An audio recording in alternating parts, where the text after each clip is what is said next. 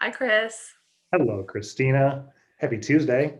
Happy Tuesday before the holiday of American Thanksgiving. And I want to say American Thanksgiving just in case you're not in America. It's And American Thanksgiving this week. those Canadian last week. Last week? I Thought thought it was so. last month. It was last something, but it happened before. Yeah, it's already happened, that's for sure. And I Happy already saw Thanksgiving. Yeah.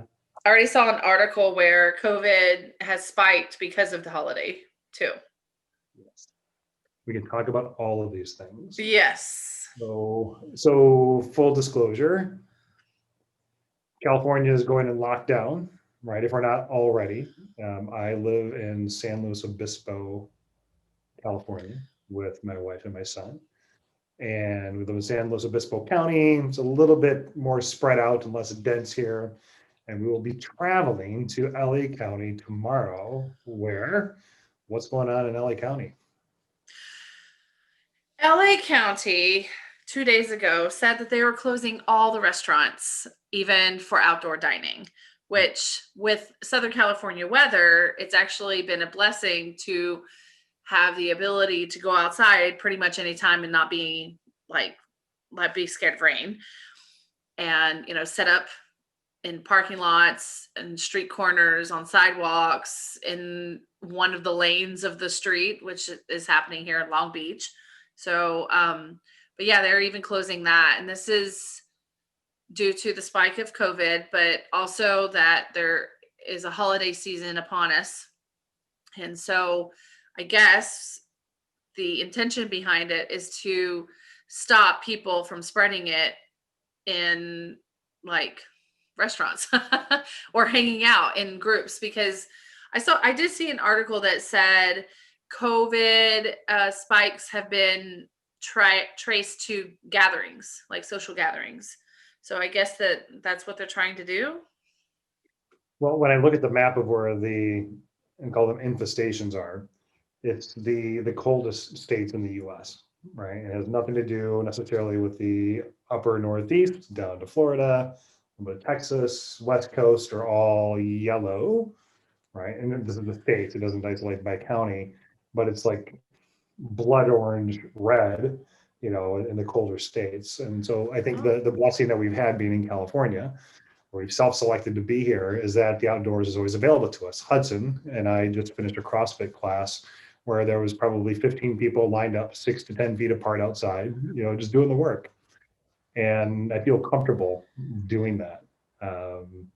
We still have to take care of ourselves, spiritually, emotionally, physically, and have some sense of community. And frankly, doing an intense workout with a mask on is probably good for oxygen training too. and you were outdoors, and you don't And live in LA this County. motherfucker climbed a rope like the whole for the first time in I don't know how long. Whoa, ninja! And it was all because Hudson told me I couldn't. He's like, "You can't climb a Oh rope." yeah. And I was like, Well, "Oh." Like, that's the first way to get anyone to do anything.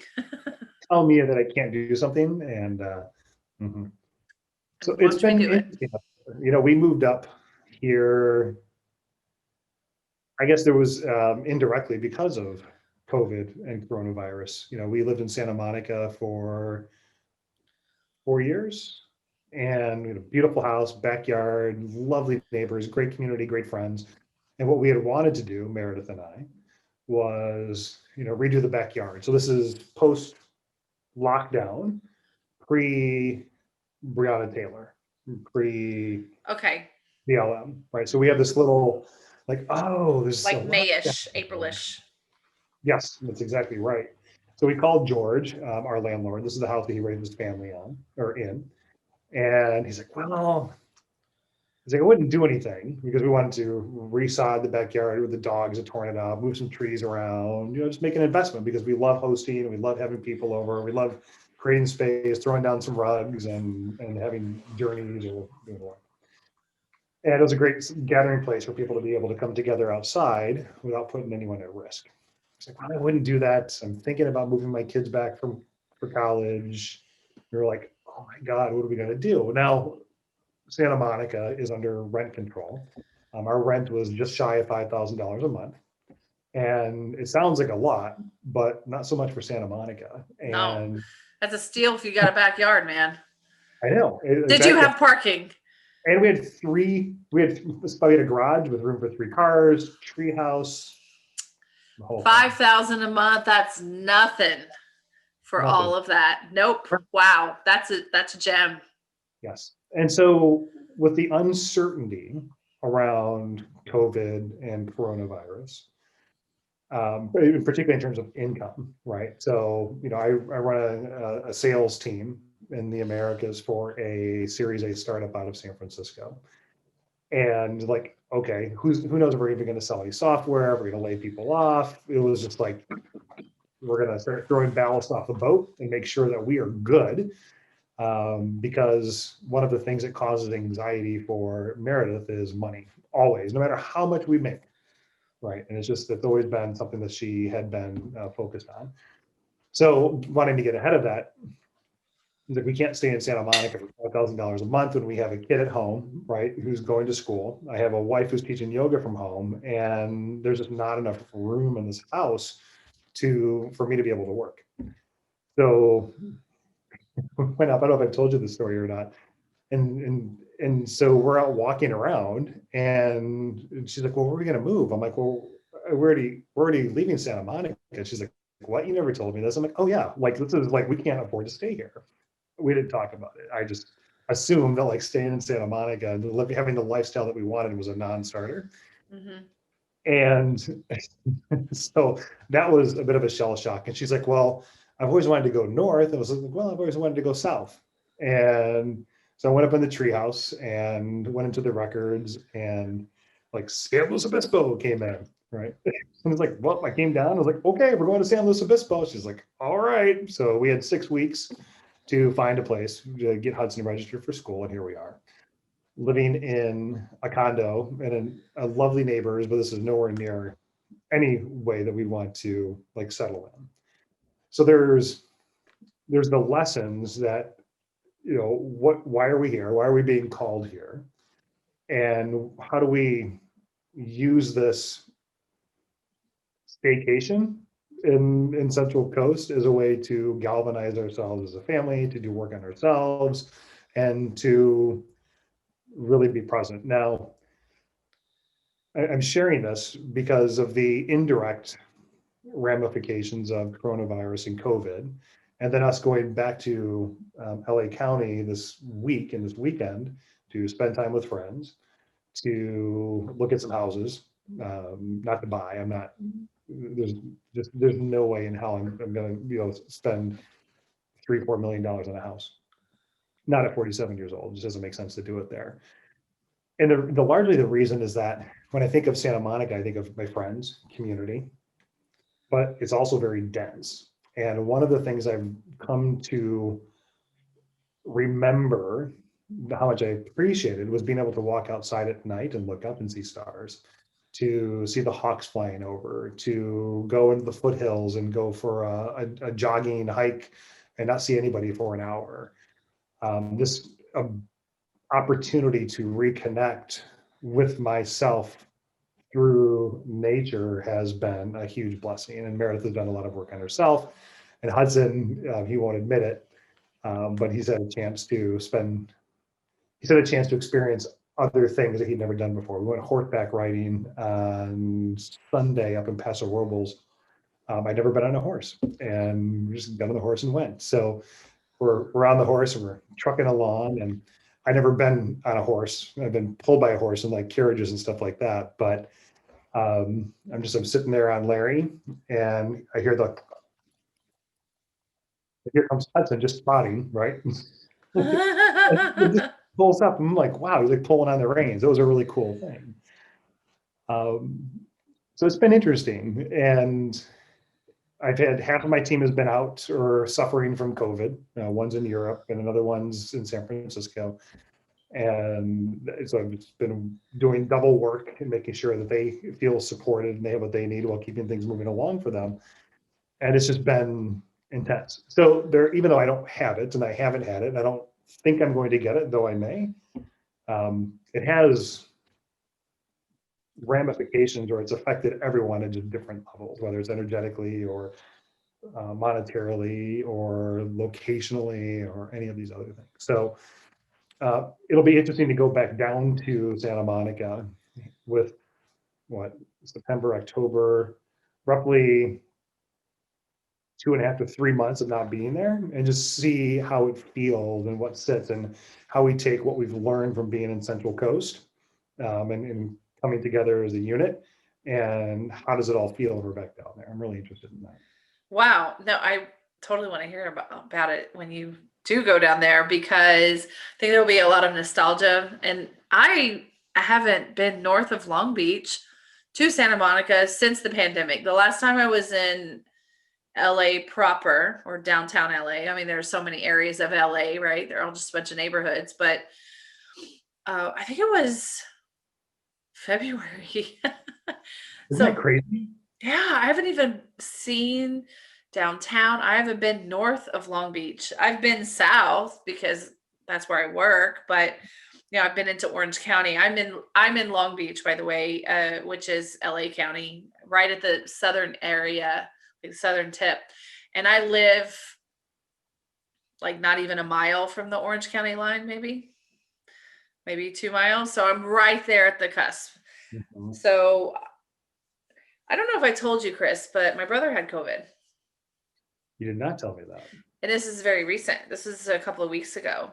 Okay. So my brother has autism, so it does interfere with how he interacts with the world.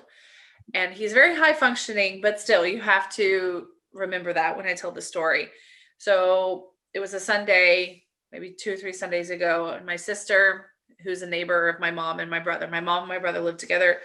My sister, her husband, and her son, my nephew, who is in first or second grade, I can't remember.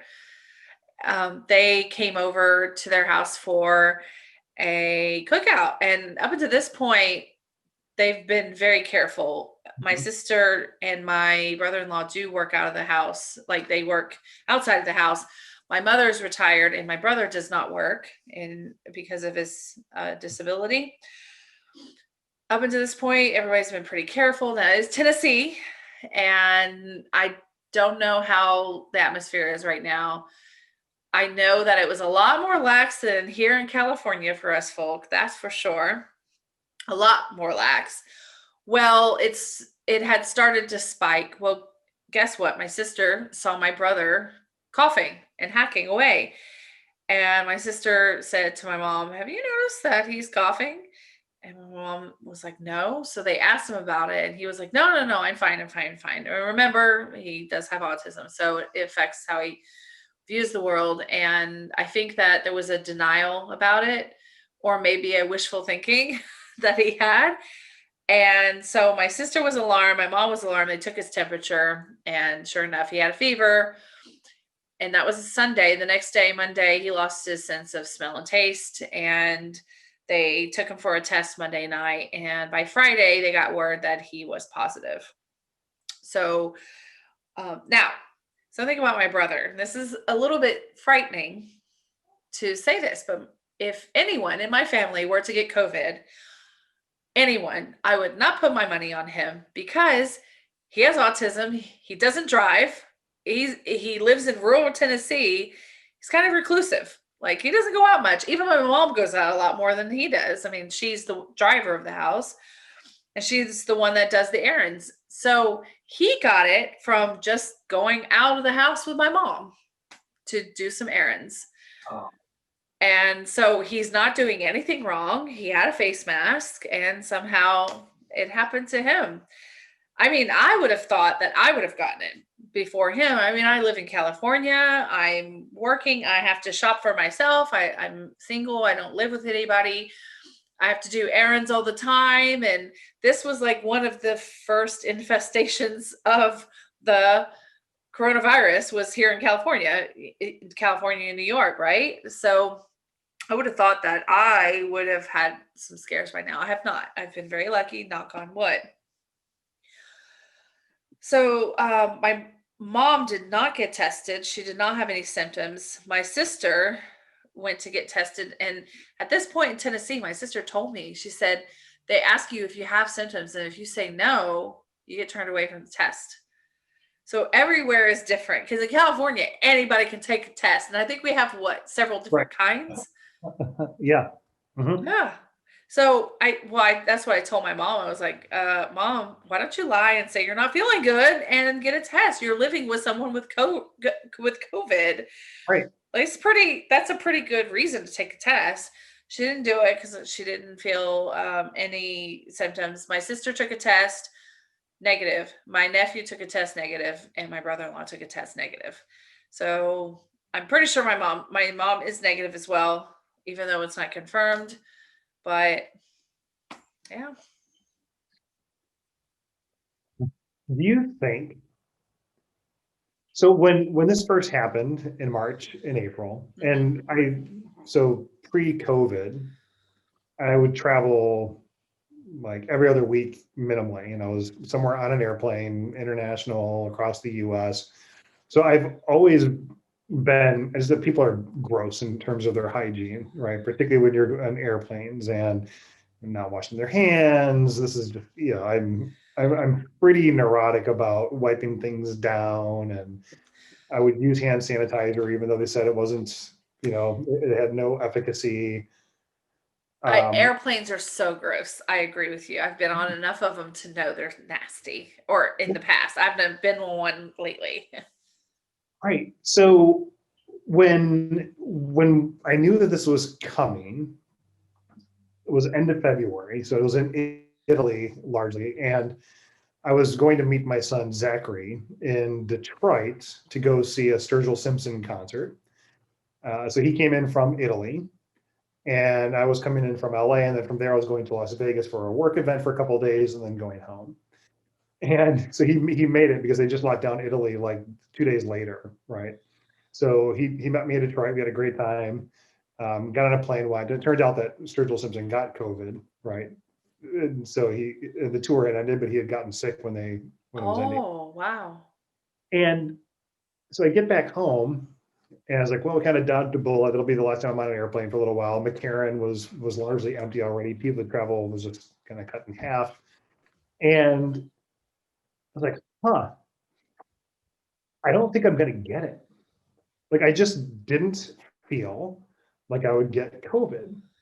And not because of a neurotic behavior and washing my hands and not touching door handles or kicking the street signs, in Santa I've Monica. seen it all. Yep. Yeah, but I was doing that before COVID. Oh. Elbows, like I wouldn't touch anything anywhere, and I just didn't feel like I was going to get it. I still don't feel like I'm going to get it, and it's okay if I do, right? I don't want to. I'm not walking around without a mask. When I wear a mask, it's as much about me as it is about anyone else. I don't, if I happen to be carrying it and not symptomatic, I don't want to get anyone else sick. But it feels to me like there's something around the epigenetics as well, and your own biome and how you curate your own energetic self. Now I've seen, and this is anecdotal, but I've seen where if you're low on vitamin D, you're more susceptible to it. Right? There are certain things that they're finding out in terms of your own personal makeup, right, or lack of things. So it's funny that you and I talked about that a couple of days ago. How when there's less of certain nutrients, that you're more prone to catching it. But when we look at it from an Akashic perspective, or more said differently, when we look at it from a more spiritual perspective, you and I haven't talked about this, and I would be really interested in Yeah. getting your opinion, because when this happened back in April, like, wow, this is a teacher. And my thinking was, particularly, this is pre-election and everything else, and this separateness. And so then to watch something in a matter of weeks, days, go from Wuhan, China to northern Italy and spread, it demonstrably shattered this illusion of separateness. Like if you think that what happens over here does not affect you over here, here's proof, right? And that we are all connected. Good point. And that doesn't mean I'm not going to get it. Maybe it was just like phase one or whatever. I don't feel like I chose to learn this particular lesson. So if I view COVID as being like a divine teacher or an opportunity to learn something about myself, I didn't want to miss the opportunity. Now, this is again all pre Breonna Taylor, BLM. This is just through the coronavirus lens and this forced slowdown. I'd love to get your perspective on coronavirus or COVID. So again, through that lens and when it was coming or when it happened first. And then also maybe talk through some of the things that you've learned about yourself and others from a slightly, just from your perspective. Mm-hmm. Well, I would say, before anyone makes the joke or the assumption, no, the psychic medium did not see it coming. And I think that I was not interested in going in the records of the virus. I did ask some questions in my own records about it at the very beginning. But I'm kind of the personality that I let things happen because this is bigger than me. It's not like I have any control over it, really. I have control over myself within this space, within what has been presented to me, but I don't have any control of it over it. So I think for my own mental health, I really am not interested in knowing. I don't like to know what's going to happen. I like to live, Mm-hmm. So with that said, I personally, as a human, did have a lot of reaction at first. I had the same reaction as Karens who don't like to wear a mask now. Like I really went through it. And this is mid-March and April. I just refused to stand in line at a supermarket to go in. So I'm not going to. I couldn't believe everyone's panic buying. Nothing was on the shelves. I was just like, ugh. And, then we all had to start wearing masks. I don't know about the rest of the country, but I think California, we've been wearing masks since like March or April consistently, correct? Mm-hmm. Mm-hmm. I don't think that's been the case in a lot of other places. But at first I was like, I don't want to wear a mask. Why should I wear a mask? Freedom. Yeah. It was all because I'm very human. And I felt very threatened by this different shift in the environment. Like, where am I living? What's happening? But it was happening everywhere, From an Akashic standpoint, it's definitely a teacher. And I say that with caution because there are people who have lost lives, and I'm very careful to comment on something like that hasn't affected me in a death. I mean, I know of some people who know some people who have passed away from COVID, and it's terrible. And I like to be very sympathetic and very respectful of it. So I don't want to say anything about, were they destined to die from it? Were they contracted to do that? I don't want to say that because I think that's not the time. But from my perspective, I do think this is a teacher to go inward because look at all of us. We're all spending more time with ourselves. And yeah, we're getting antsy, that's for sure.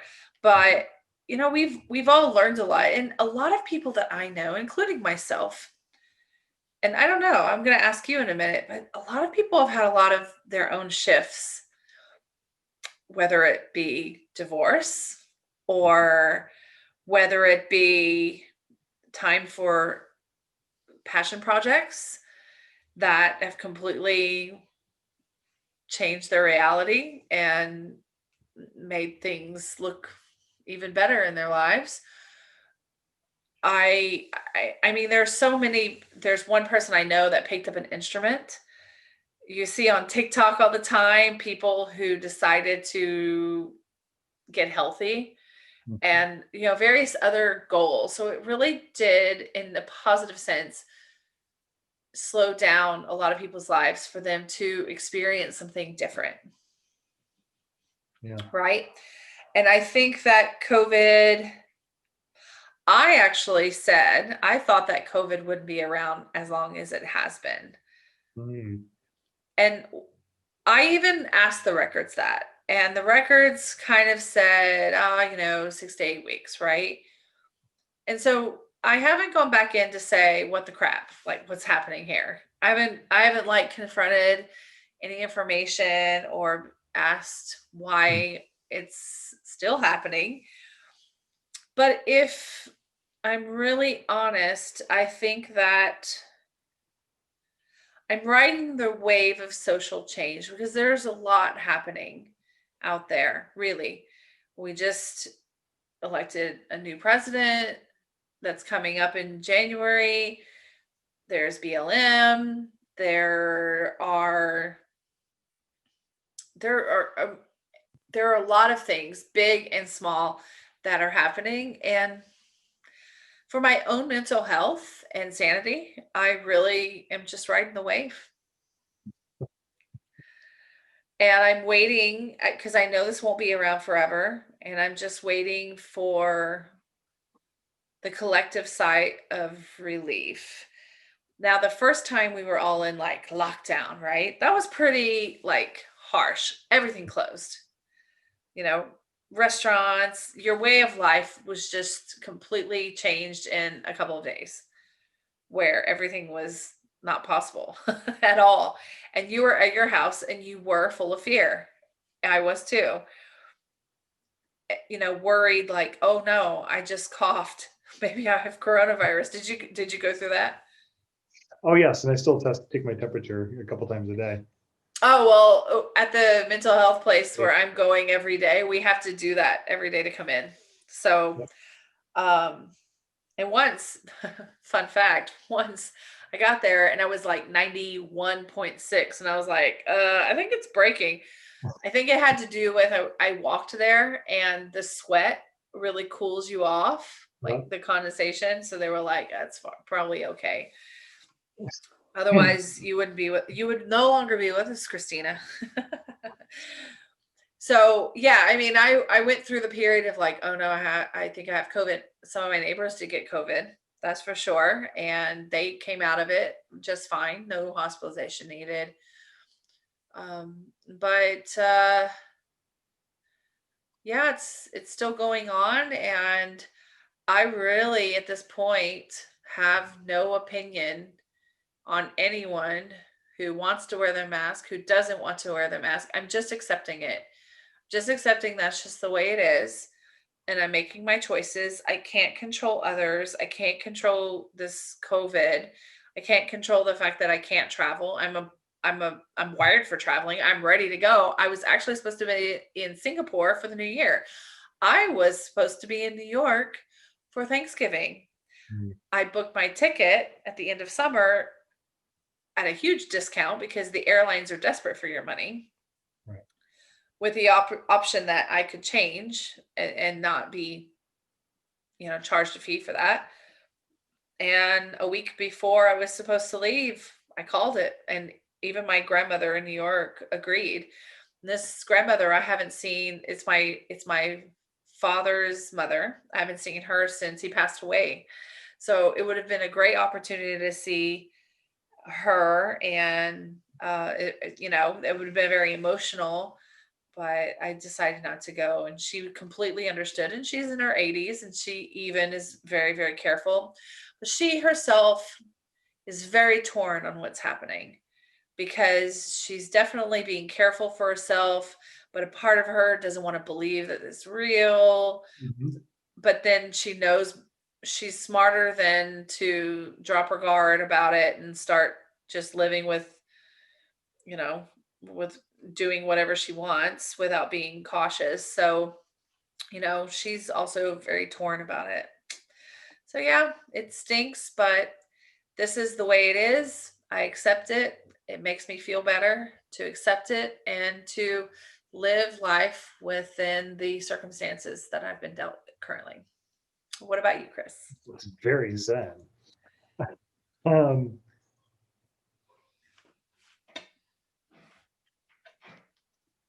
I've slowed down a lot. Mm-hmm. And some of that's, of course, COVID related. Some of it is just the tempo of being in Central Coast, California.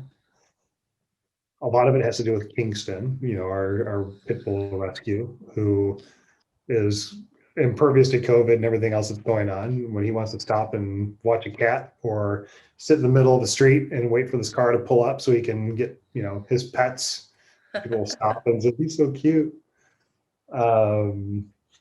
He's been a great teacher for me as well. And if I'm like rushing or we only have a few minutes to get a walk in because I'm in between phone calls for work or something like that, he doesn't give a shit. Yeah. No. It's a good thing about dogs. They know what's Yeah. important. No, I didn't realize it got as cold here as it does. I got up the other morning, it was 36 degrees. You keep that up there. Well, I mean, Santa Monica is not a lot different, right? In Santa Yeah. Monica, in the upper 30s, lower 40s too. So the slowing down is a lesson that I will take with me, and this connection to space and place. Meredith is more connection and community. I would be really, really, really happy with like 20 acres, a couple of horses, a chicken coop, and a place to grow some mushrooms. I'll check out. Like There you that's, go. well, no, I say that, but whenever I'm around people is when I get super energized, right? And it's like, wow, I should do this more often. Like this ability to connect and spend time and just be present and enjoy and have fun is so important. So the not taking things so goddamn seriously. I don't care if I'm executive platinum next year, right? In the grand scheme of things, does it really matter if I have that status? I want that status. What are you talking about? I'm trying to mind fuck myself here. Okay, I mean, yeah, that's logical. Right. Right. And I'm sure and I know that I'll be back on planes, at some point. And whether it's, commercial or not commercial, it almost doesn't matter. But I didn't want to waste the opportunity or this forced slowdown and not spend time working on myself. Now, at one point, I had a pretty robust Instagram following, right? I was hustling and making that work, and like 30,000 followers, and it was coming along, and it was with an investment, right? So I mean, you're paying to play, and you're connecting and having conversations, and I just don't give a shit about social media anymore. I have zero fucks for any of it. I really don't. It's like, like, am I that? I want to be careful when I say this because I don't want to take away from what people do. Yeah. But it's like, am I really that self-important where I, Chris McCann, no one else, feels like I have to put every thought out there? And so that slowed down pre-BLM, post-pandemic, or at the beginning of it. And then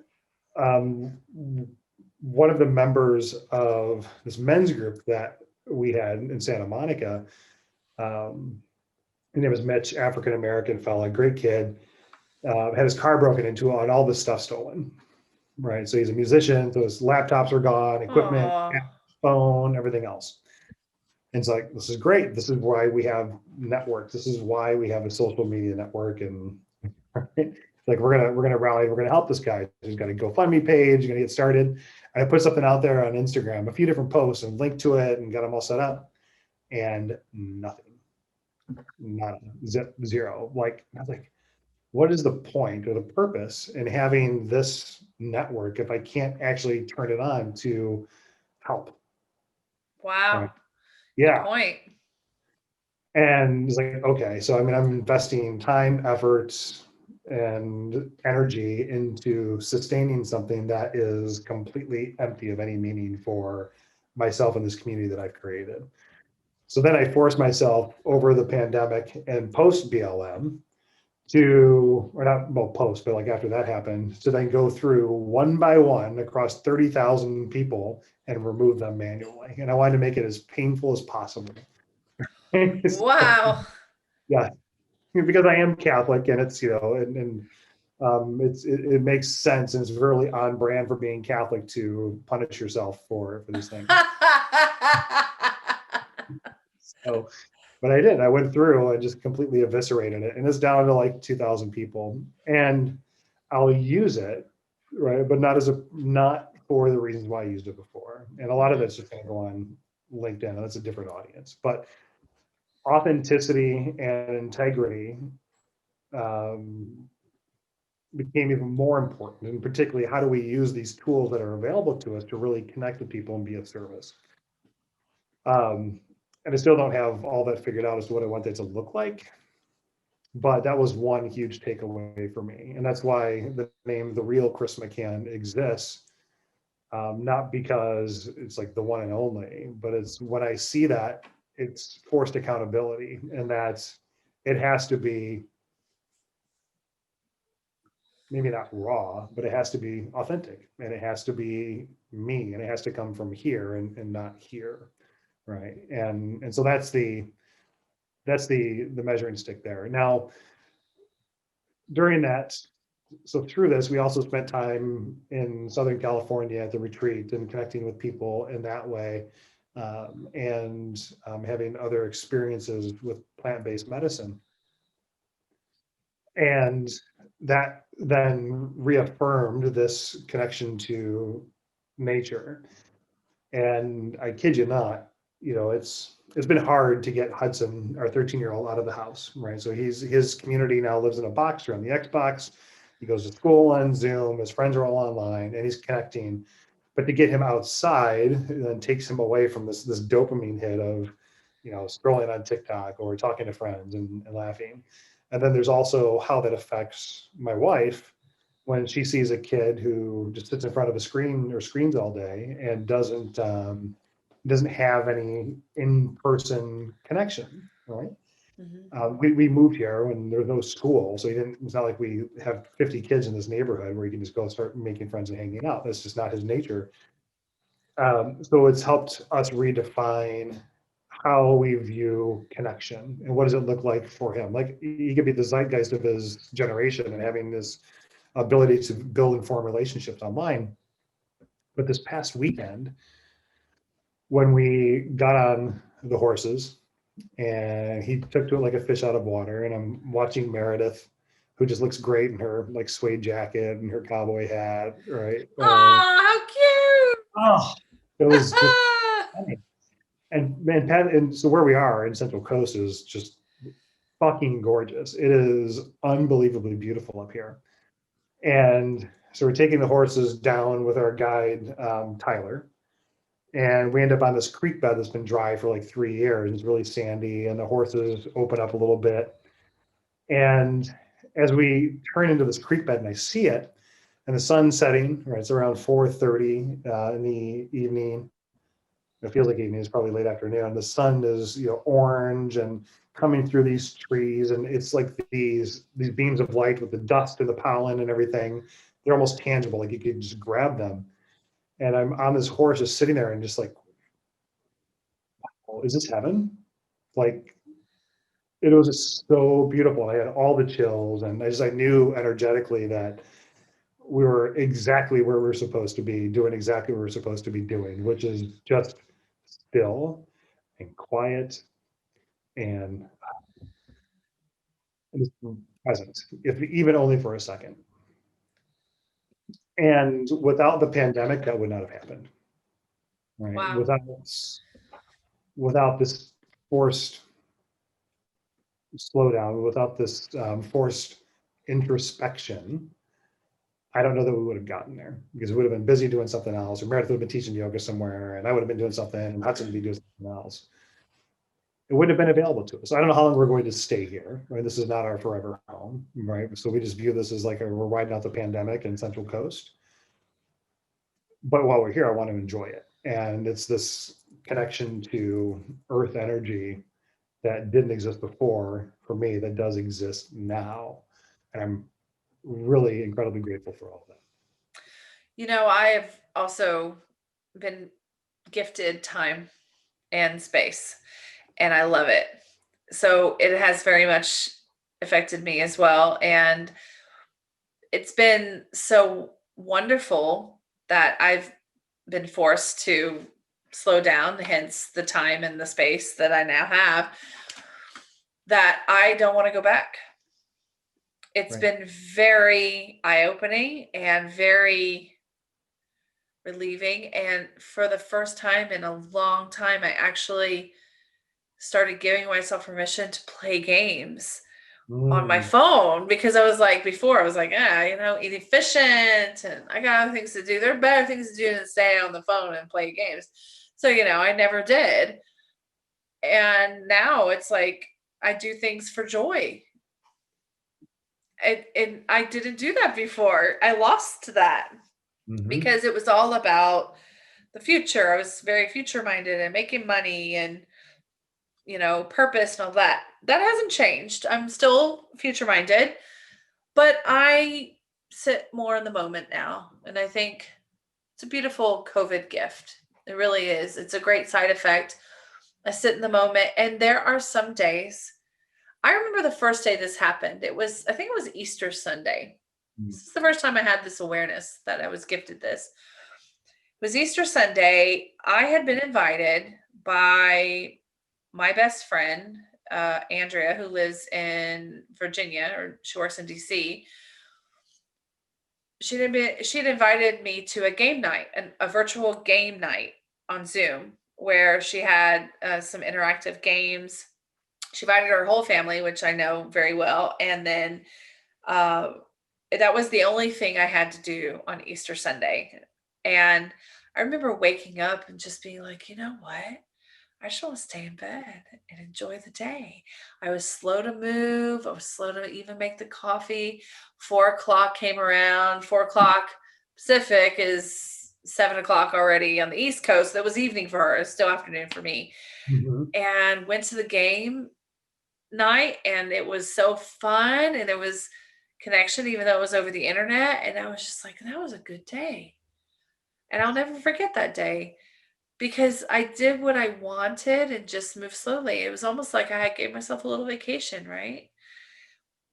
And all of that has led to my questioning of, what do I want for myself? Because I'm 41 years old. I am transitioning in career eventually. I'm going from teaching English and homeschool high school to teaching about things in spirituality and coaching and things like that. So I know that's happening. I knew that was happening before, but now I know it's happening.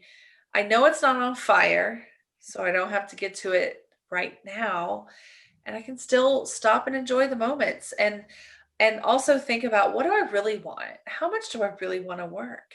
Because I want to gift myself time all the time.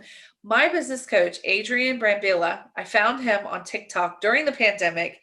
He is now my business coach. I love him very much. And he has taught me through his videos that the reason he has the lifestyle he does is because he's tired of working so hard. He wants to gift himself time. Time is really something you can't buy, Right. And so that's changed everything for me. And now I'm slowly, coming to this realization of who I am. I am. If you told me I would be in like a program getting some mental support with a therapist right now and loving every minute of it, I would have told you you're a liar, because that was not the pace or the lifestyle. Like last year at this time, it was like I couldn't stop working. I couldn't just stop. And I actually, this time last year I was in England, but even that was a hard trip because I felt like I was letting people down by asking off for so much time so I could go to England to see my old friends and hang out in the countryside and everything. But now it's like totally different.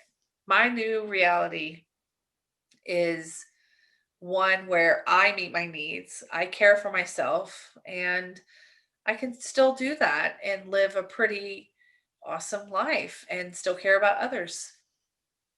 It feels really good, like energetically. Like I'm just, Yeah. Yeah. I feel good energetically, that's for sure. But you know what? I will complain. Can I complain for just a minute? It's okay to for sure. complain. I'm a Yeah. human, right? Right. With this new mental health thing that I've been going through, my mental transitions, I am ready to date. And damn it, I can't date during a COVID pandemic. I refuse to do it.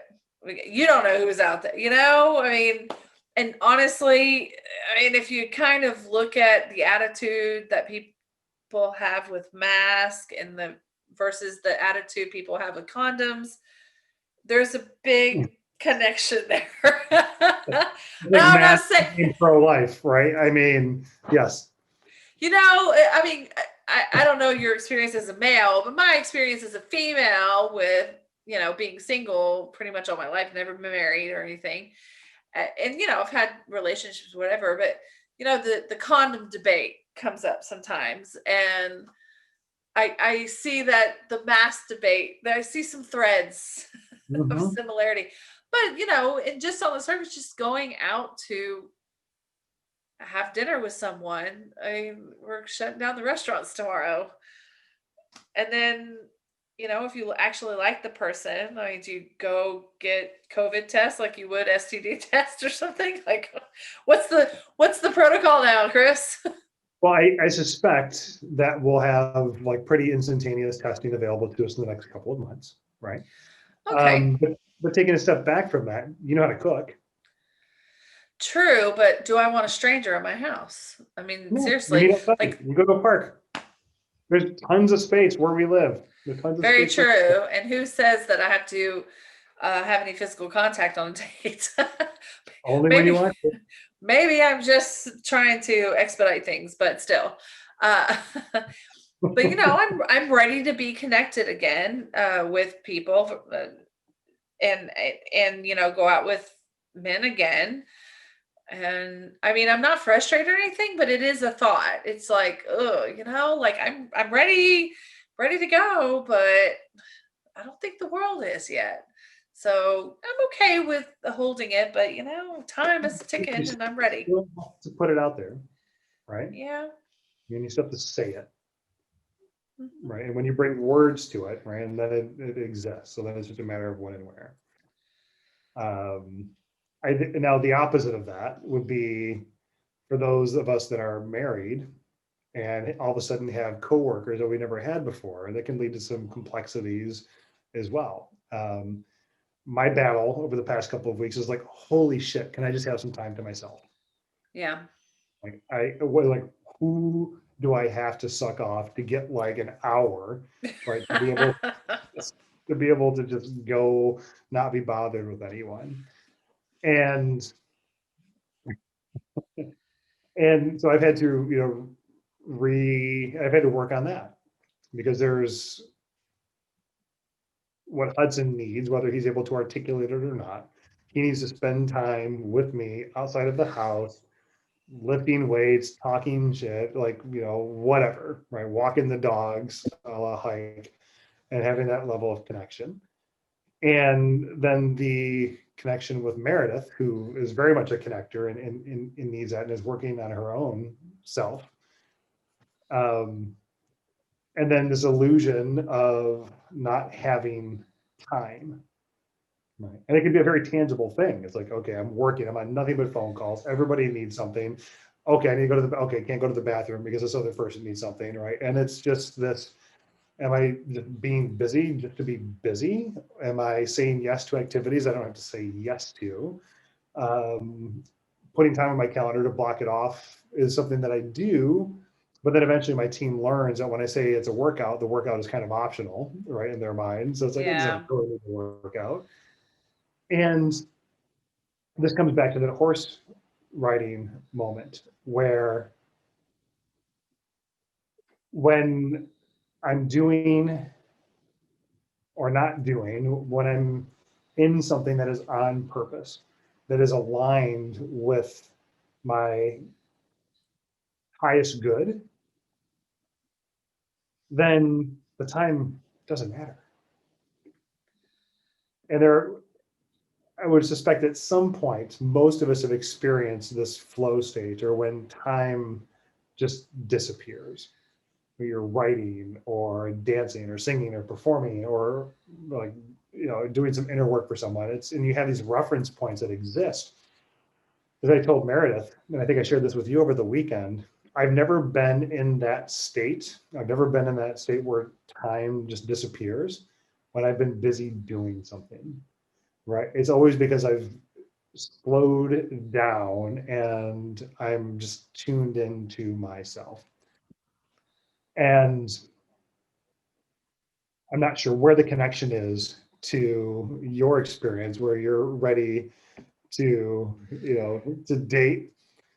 But yesterday, and I had like a small window to get my workout in, like between 3 and 4 o'clock, and then all of a sudden the cow guy, the meat man, wanted to drop off the steak between 3 and 4 o'clock.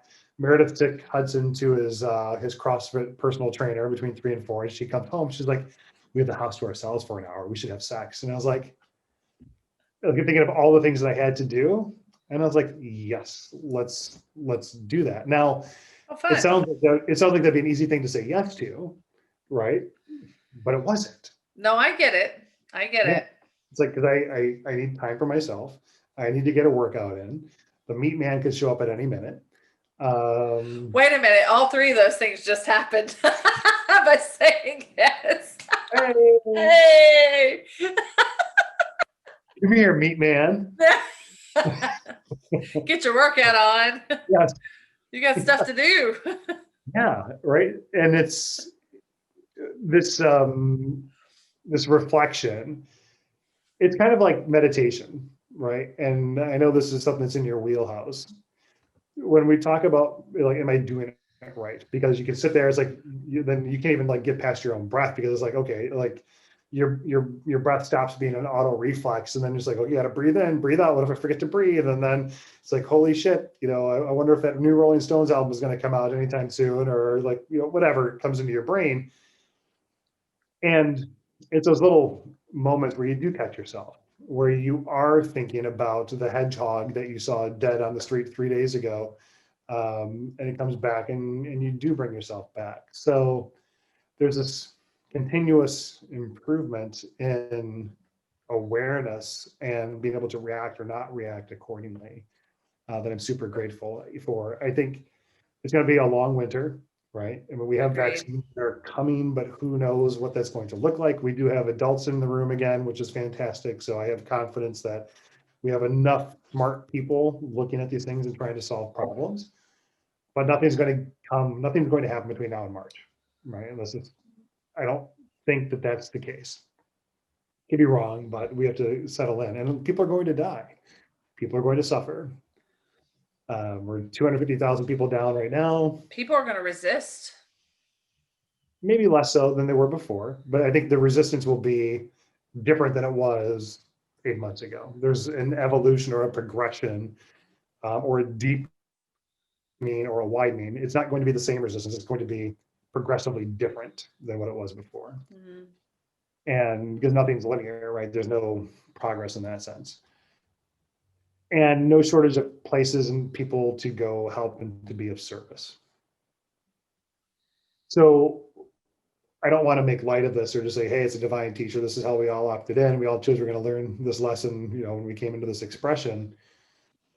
But I do find it really, really helpful for myself to take a longer term view and to take like a 300-year perspective.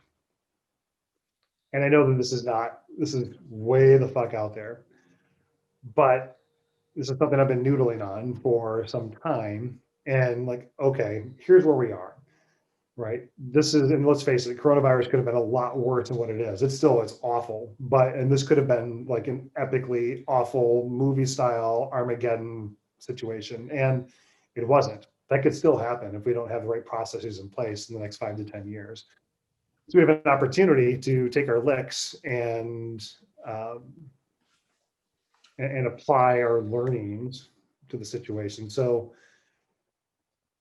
the only thing we can control is ourselves. And my actions and my desire and willingness to have a very examined experience is not something that would have been possible to me like 5 years ago. Right. It's not where I would have been, and it would have been awful.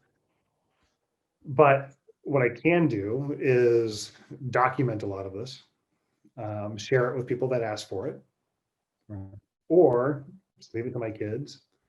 Um, but what I want to, how I've mind fucked myself on all of this is, what do I want this to look like if I get reincarnated and I come back, in 200-300 years? What kind of an experience do I want to have, or where do I want this to be?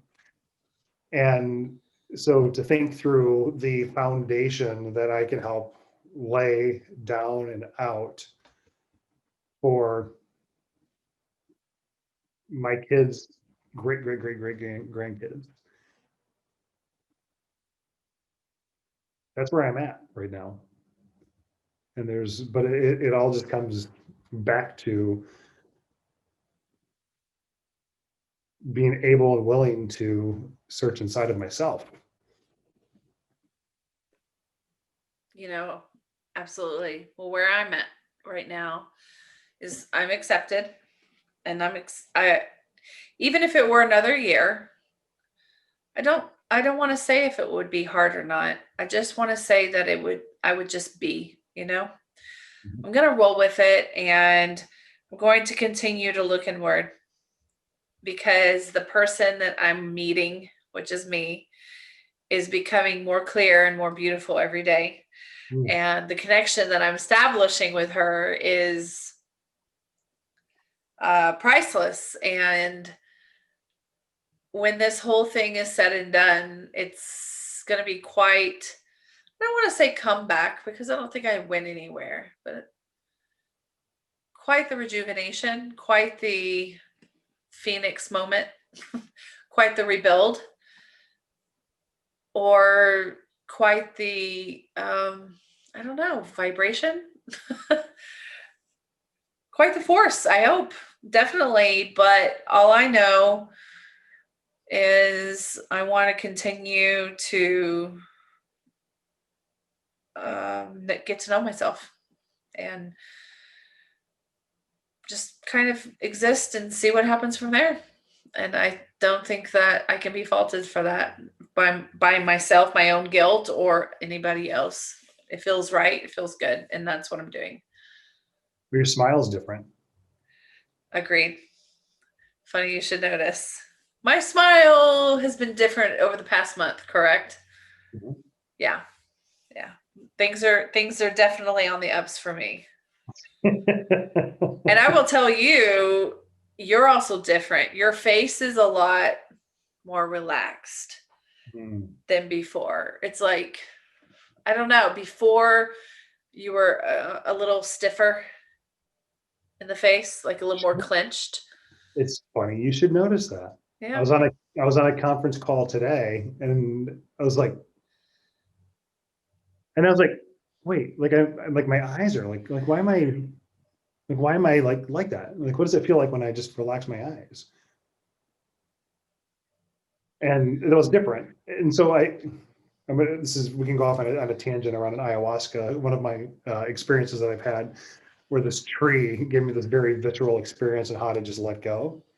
We should do that, actually. Yes, we should. Um, but like, I didn't know how to just let go. And it's ongoing, right? I mean, Oh yeah, I'm still working on it. yeah, but I mean, you've seen it, and you and I have worked together where you've helped me with it. And it's like, oh, like, 'cause you told me the other day to like relax behind my eyes. I'm like, what is it? What the fuck are you talking about? Like, how do I relax behind my eyeballs? And it's like, was where we carry tension and what we're hanging on to. That's my favorite place to relax, to be quite honest. Someone told me that years ago, and now I make sure everybody else does it because I want everybody to feel that. It's nice. No idea it existed. Yeah. Right. But 47, still learning. So we're around an hour. So I'm Yeah. going to ask you a question. What are you thankful for? Oh, that's a very good question. I'm thankful for so many things. How much time we got again? No. Right. A couple minutes. I mean, it would be very cliche and passive of me to be like, "Oh, I'm grateful for everything," but I'll do a top 10 list, maybe, right? Okay. So first and foremost, I'm thankful for me. I'm thankful for the body that I live in and the health that I experience. I'm thankful for the abilities that I have. And I'm thankful for the people around me that make me even better. I'm thankful for you, Chris, for sure. I did not expect to meet someone like you and someone who feels like my spiritual partner in all of this, and someone who is very trusting and believing in me and also what we are creating together. I'm very grateful for all of that. I am grateful for my family. I'm grateful for my mother. She is still here and in relatively good health. She has had a wild year. That's another topic, health wise. And she's, I'll summarize it. I think she had COVID last December or a really bad flu for like 3 to 4 months, and all she did was hack.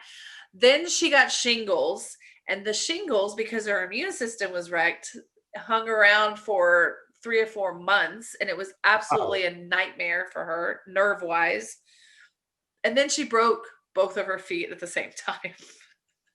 It's been wild for her. So I'm thankful that she has gotten through it because it has been very difficult for her. And she continues to grieve my father. I'm thankful for my father, even though he's not here anymore, and all the wonderful things that he did for me and the great childhood that I have.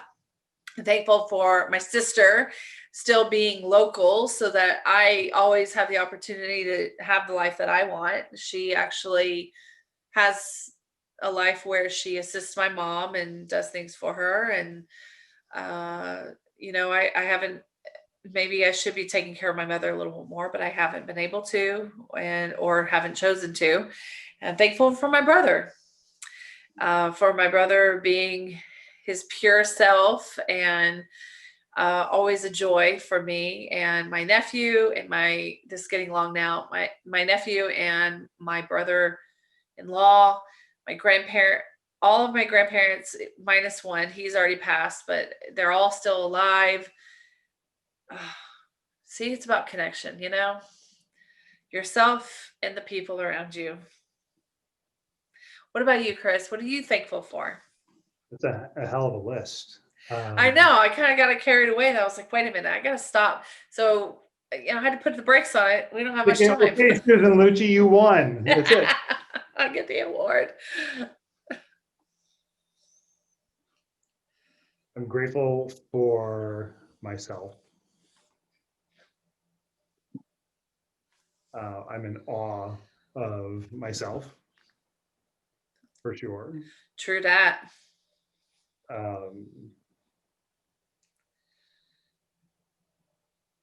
The humility attached to it is probably not something that existed before. It was, well, I guess that would be the opposite of narcissism, would be a better sense of place. And coherence. All these things. Meredith, Hudson, Holden, Zachary, my mom, my dad, my in-laws, my ex-wife, my friends, my coworkers, my team, my employees, Kingston, Bailey.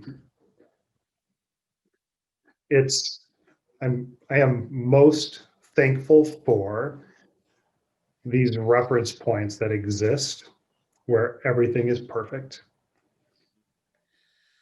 Beautiful. And even if it's just for a second, to know that it's there and to be in a place, in a position in my life where when it happens, there's an awareness of it. And bringing that experience into this experience. And when it's happened, just being in awe of all of it. Heaven on earth.